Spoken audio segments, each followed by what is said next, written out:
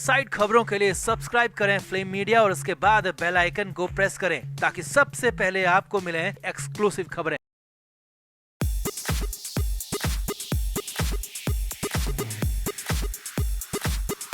शिवसेना के राज्यसभा सांसद संजय राउत अब जेल से बाहर आ चुके हैं। मनी लॉन्ड्रिंग के मामले में राउत को जमानत मिल चुकी है, मगर अब भी रह रहकर राउत के मन में कहीं न कहीं ये डर है कि उन्हें फिर से जेल न हो जाए। जेल से बाहर आकर भी उनकी नींद उड़ी हुई है, चैन खोया हुआ है। उन्हें खुद पता नहीं कि वो बोल क्या रहे हैं, उन्हें नहीं पता कि वो कर क्या रहे हैं, क्या खा रहे हैं, क्या पी रहे हैं। यहाँ तक कि राउत की हालत जेल में ऐसी हो गई कि वो अपनी याददाश्त के साथ अपनी आंखों की रोशनी भी खो बैठे। और ये सब खुद राउत ने बताया है एक टीवी न्यूज चैनल पर लाइव आकर। टीवी न्यूज चैनल पर 3 महीने की आप बीती बताते बताते राउत की हालत खराब हो गई। वो लाइव टीवी पर ही रोने लग गए। तो आखिर ऐसा क्या हुआ था राउत के साथ जेल में? 3 महीने रहने के बाद राउत की हालत इतनी ज्यादा खराब कैसे हो गई? क्या कुछ बताया राउत ने, आपको बताते हैं सब। आप भी वीडियो को शेयर करें और राउत की जेल में आप बीती पर अपनी राय कमेंट बॉक्स में जरूर दें।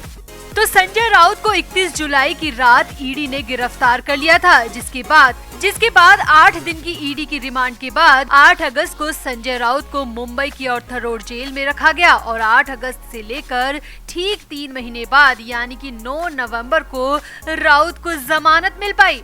राउत पर पात्रा चौल घोटाले में 672 परिवारों को ठगने का आरोप है और मनी लॉन्ड्रिंग के जरिए आए काले धन से अवैध तरीके से जमीनें खरीदने के भी आरोप हैं। खैर फिलहाल संजय राउत जमानत पर बाहर आ चुके हैं और अब धुआंधार बयानबाजी भी कर रहे हैं। संजय राउत लगातार मीडिया से इंटरेक्ट कर रहे हैं और टीवी चैनल्स पर लाइव आकर अपनी बात भी रख रहे हैं। तो इसी तरह एनडीटीवी पर पहुंचे संजय राउत ने जेल में 3 महीने की आपबीती पर बहुत सारी बातें बता दी, जो कि काफी हैरान करने वाली है। राउत ने कहा कि जेल में रहने का उनका एक्सपीरियंस बेहद ही दर्दनाक था। वो अपनी आंखों की रोशनी, अपनी मेमोरी के साथ ही अपनी हेल्थ को भी गिरा चुके हैं। संजय राउत ने कहा कि 3 महीने जेल में रहने के दौरान उनका वजन 10 किलो कम हो गया। जी हाँ, राउत ने कहा कि जेल में उनकी हेल्थ पर बड़ा बुरा असर पड़ा है और उनका वजन 10 किलो तक कम हो गया है। इतना ही नहीं, राउत ने आगे कहा कि उन्हें शुरू में ऑर्थर रोड जेल की अंडा सेल में रखा गया, जहां तक धूप नहीं पहुंचती थी। राउत की माने तो जेल में शुरू के 15 दिन उन्हें धूप तक देखने को नहीं मिली, जिसकी वजह से वो काफी बीमार हो गए। राउत ने कहा कि बिना धूप के जेल की फ्लड लाइट्स में लंबे समय तक रहने के कारण उनकी मानसिक हेल्थ तो खराब हुई, साथ ही उनकी आंखों की रोशनी पर भी बुरा असर पड़ा। और ये कहते हुए संजय राउत बेहद भावुक हो गए। टीवी पर लाइव ही उनकी आंखों से आंसू बहने लगे। राउत ने आगे बताया कि उनकी आंखें कमजोर हो गई हैं। उन्होंने जेल से निकलकर आई टेस्ट कराया तो पता चला कि उनकी आंखों की रोशनी काफी कम हो चुकी है। इसी दौरान राउत ने आगे कहा कि जेल से निकलने के बाद उन्हें पढ़ने या देखने में बेहद दिक्कत हो रही है। उन्हें सुनने या बात करने में भी दिक्कत हो रही है। राउत की माने तो वो बातें बोलकर या सामान रखकर भूल जाते हैं, क्योंकि उनकी याददाश्त भी कमजोर हो चुकी है। राउत ने बताया कि कई बार तो नींद में उन्हें अब भी लगता है कि जैसे वो जेल में ही है। खुद को युद्धबंदी कहते हुए राउत ने दावा किया कि अगर वो बीजेपी के सामने आत्मसमर्पण कर देते या मूक दर्शक बने रहते तो उन्हें गिरफ्तार नहीं किया जाता। राउत ने कहा, मैं खुद को युद्धबंदी कहता हूँ। सरकार सोचती है कि हम उनके साथ युद्ध में हैं। राउत ने यहाँ पर अनिल देशमुख का नाम लेते हुए कहा कि महाराष्ट्र के पूर्व गृह मंत्री अनिल देशमुख को मैंने जेल में कई बार देखा और उनका स्वास्थ्य भी बिल्कुल ठीक नहीं है, मगर उन्हें भी जबरन जेल में रखा हुआ है, जो कि सरासर गलत है। बीजेपी सरकार की तानाशाही है। संजय राउत ने इस दौरान ठाकरे परिवार का आभार जताते हुए कहा कि मैं जो कुछ भी हूँ बाला साहब ठाकरे और ठाकरे परिवार की वजह से हूँ। उद्धव ठाकरे को छोड़कर पार्टी के बागी और अब महाराष्ट्र के मुख्यमंत्री एकनाथ शिंदे के ग्रुप में शामिल होने वाले नेताओं पर राउत ने कहा कि जो लोग पार्टी छोड़कर जाना चाहते हैं वो जा सकते हैं। शिवसेना जीवित है और बढ़ती रहेगी। राउत ने अपने इस इंटरव्यू में आखिर में कहा कि जो लोग चले गए उन्हें कोई नियंत्रित नहीं कर सकता। महाराष्ट्र में केवल एक शिवसेना है जो कभी नहीं टूट सकती। मैं शिवसेना को फिर से खड़ा करके दम लूंगा, मगर पहले मैं हर तरीके से स्वस्थ हो जाना चाहता हूँ। मुझे अभी मेडिकल टीम की जरूरत है। मैं 3 महीने जिस ट्रॉमा में रहा, मैं अभी उसे भूलना चाहता हूँ, उनकी यादों को धुंधला करना चाहता हूँ और उसी के बाद मैं पार्टी के लिए एक बार फिर से लड़ूंगा, खड़ा रहूंगा। यानी कि कुल मिलाकर राउत जेल में बहुत परेशान रहे, बिल्कुल नर्क जैसी स्थिति में रहे।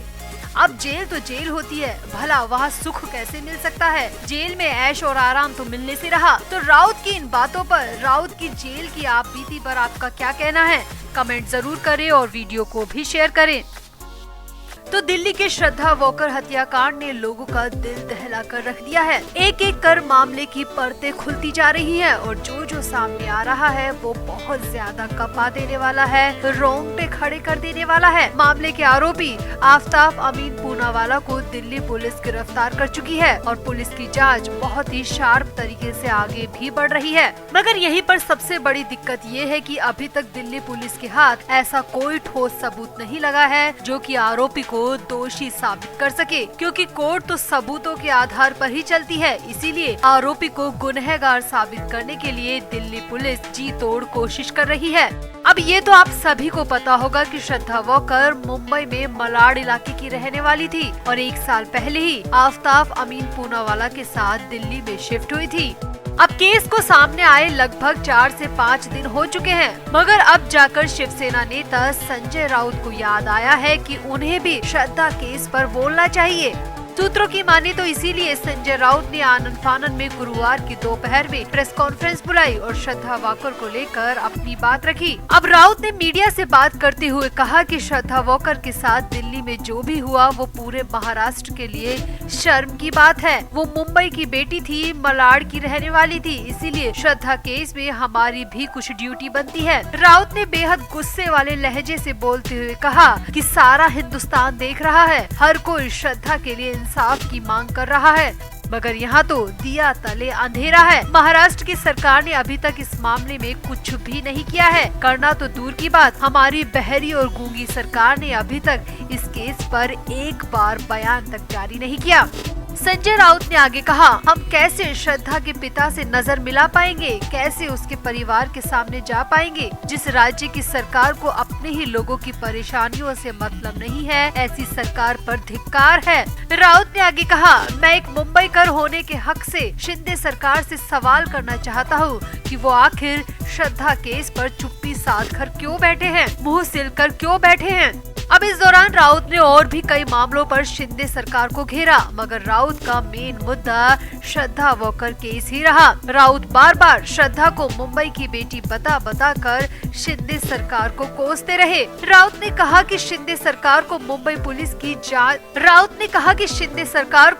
पुलिस की एक जांच टीम को दिल्ली भेजना चाहिए और मामले में जो कुछ भी चल रहा है उस पर नजर बनाकर रखनी चाहिए। अब राउत सोच रहे होंगे कि वो इस तरह मौजूदा सरकार पर सवाल उठाकर जनता की नजरों में हीरो बन जाएंगे, मगर राउत का ये दाव उस वक्त उल्टा पड़ गया जब लोगों ने राउत की बोलती बंद कर दी और राउत को दिशा सालियान की याद दिला दी। जी हाँ, वो ही दिशा सालियान जो कि मलाड की ही रहने वाली थी, मुंबई की ही बेटी थी, मगर साल 2020 में जून के महीने में 8 तारीख को कथित तौर पर 14वें फ्लोर से गिर गई थी। इस केस की जांच अब तक चल रही है और उस वक्त शिवसेना की ही सरकार थी, मगर राउत या किसी भी शिवसेना के नेता ने दिशा सालियान को इंसाफ दिलाने की बात आज तक नहीं कही, बल्कि उसे आत्महत्या बताकर केस को रफा दफा करने की कोशिश जो की गई। इतना ही नहीं, फिर 14 जून 2020 को सुशांत सिंह राजपूत के साथ जो हुआ उस पर भी शिवसेना की सरकार का दोहरा चेहरा दिखाई दिया था। यहाँ तक कि उद्धव ठाकरे की सरकार तो सीबीआई जांच तक के लिए तैयार नहीं थी। उस वक्त से लेकर आज तक दिशा सालियान और सुशांत सिंह राजपूत की केस की जांच अधर में लटकी हुई है। दोनों के साथ क्या हुआ था ये आज तक